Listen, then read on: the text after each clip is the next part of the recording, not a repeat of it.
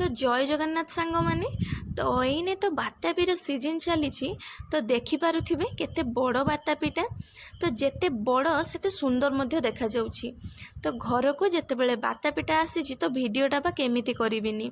तो चलतु आज बातापीर पागटे बनैबा। फास्ट बातापी को भलरे धोई नेबा। धोई सारिबा परे बातापीटीर टॉप एंड बॉटम पार्ट को फास्ट कट करिनेबा। देन बोथ साइड को कट करिनेबा। एमिति काटिबा द्वारा टिके सहज होता है चोपा को खोलिबा पाई।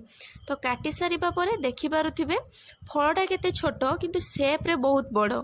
से जहाँ भी होना कहीं किंतु भितर एते सुंदर लाल लाल देखा जाउछि।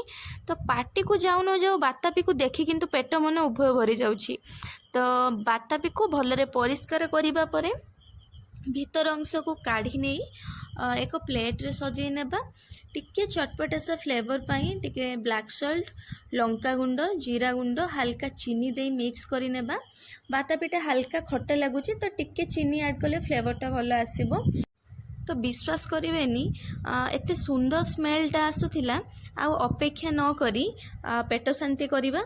तो एटी प्रस्तुत थिला बातापीर पाग। तो जदि वीडियोटी आपण मानकु भल लगी तो लाइक एवं सब्सक्राइब करने को आदम भी भूलिबेनी। आपण मानकर गोटे लाइक द्वारा मु अप्रिशिएट हुए नुआ नुआ वीडियो करने पाई। तो आम साइड रे तो यहाँ को बातापी बोली कह जाए। आपण साइड रे कौन बोली कह जाए तो निहाती कमेंट बॉक्स रे जणेबे।